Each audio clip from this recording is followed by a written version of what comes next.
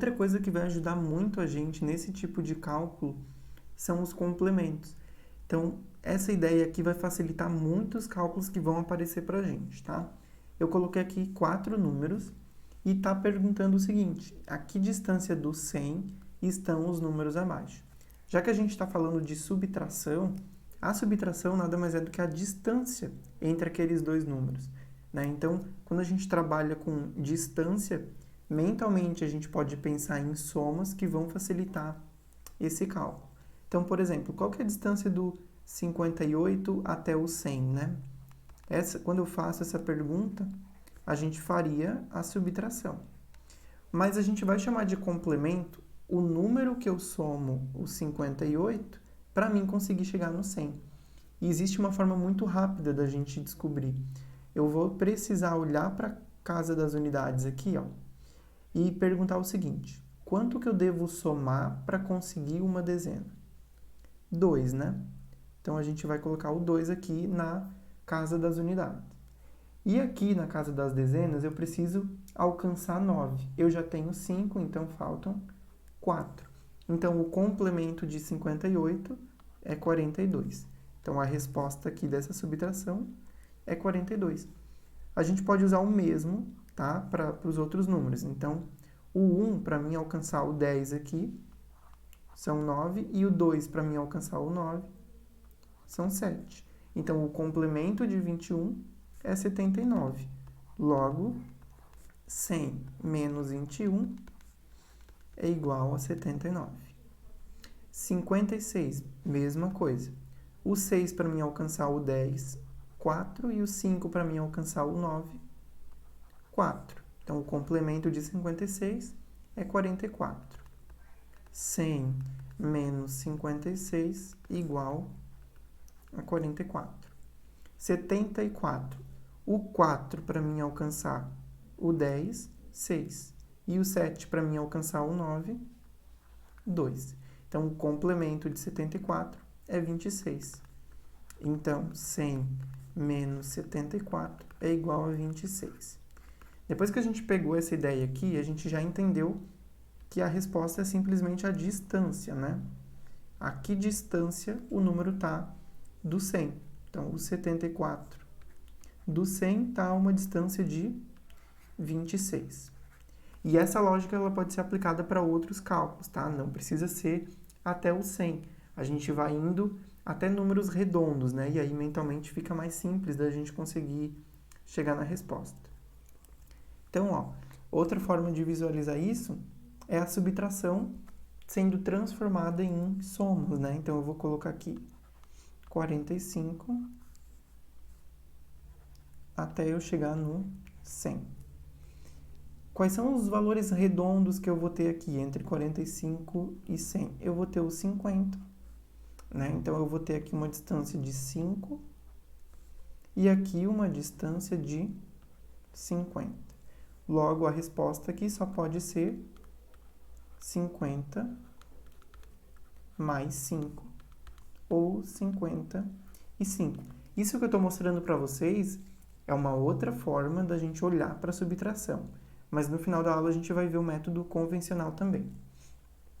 21 e 100. Né? Vai estar uma distância um pouco maior. Mas quais são os valores redondos que a gente pode encontrar aqui? O 30, né? O 30. Então, a gente vai ter uma distância de 9 aqui. E do 30 até o 100, 70. Então, essa subtração a gente pode reescrever como sendo 70 mais 9, ou 79. Mentalmente, pessoal, a gente vai aproveitar muito esse método aqui. 27, agora é um pouco maior, né? 250. De novo, a gente vai encontrar valores redondos. Então, eu vou ter o 30, que está a uma distância de 3, né? Depois, eu vou ter o 100, que está a uma distância de 70. Aqui, assim, eu vou ter o 200, que está a uma distância de 100. E aqui, assim, o 250, que está a uma distância de 50. E aí basta a gente somar todo mundo aqui, né? 100, 70, 50 e o 3. Então, a gente está transformando essa subtração em uma soma. Aqui da 12 vai 1, 223. O método austríaco também é uma outra forma da gente resolver. E eu coloquei o mesmo exemplo lá do início da aula para a gente ver que vai dar o mesmo resultado. Ó. Vamos prestar bem atenção aqui para entender o passo a passo desse método. Ó, a gente vai escrever igual a gente escreve no método convencional e a gente vai resolver de baixo para cima. Como a gente já estudou o sistema de numeração decimal, a gente vai entender tudo o que está acontecendo aqui. Ó, do 3 para mim chegar no 0 eu não consigo, mas do 3 para mim chegar no 10 eu consigo. São 7. O que eu fiz aqui quando eu coloquei esse 1? Esse 1, ele representa uma dezena. Né? Então, eu acrescentei uma dezena nesse número aqui de cima. Para mim compensar isso, lá na parte de baixo eu preciso adicionar essa dezena. Então, esse 3 aqui não é mais 3, agora ele é 4. E igual a gente vai perguntar, do 4 para mim chegar no 10. E aí são 6. De novo, aqui esse 1, ele não representa 1, nem 10, ele representa uma centena. E aí o que acontece? Eu preciso compensar na parte de baixo essa centena que eu adicionei. Então, esse 3 não é mais 3, ele é 4. Do 4 para mim chegar no 10, 6 de novo. De novo eu acrescentei, né? E aí quando eu acrescento, embaixo eu vou compensar. Aqui eu teria o 0, mas esse 0 não vai ser mais 0, agora ele vai ser 1. E do 1 para chegar no 6 são 5, tá certo? Vai exigir da gente um pouquinho mais de atenção, porque ele é totalmente ao contrário, né? A gente está partindo aqui, ó, de baixo para cima. Sempre de baixo para cima. Para quê? Para não ignorar aquela noção de distância que a gente viu no slide anterior.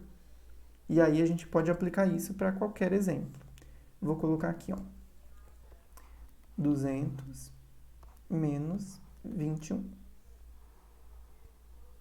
Do 1 para mim chegar no 0, eu não consigo. Do 1 para mim chegar no 10, são 9. Esse 2 agora não é mais 2, é 3. Do 3 para mim chegar no 10 são 7. Compensei aqui, mas acrescentei lá. Então, eu vou ter que compensar aqui embaixo de novo. Esse 0 não é mais 0, agora ele é 1, né? Do 1 para mim chegar no 2 são 1. Então, aqui a gente vai ter 179. Se for uma subtração com números decimais, não vai ter muita diferença. Vamos escrever aqui, ó. A gente viu que na escrita decimal, o 0 não altera o valor. Então, eu posso preencher aqui e não vou ter problema nenhum. Alinhando aqui os valores, não vai ter problema nenhum a gente fazer esse cálculo. Do 7 para mim chegar no 10 são 3. Esse 2 não é mais 2, agora é 3.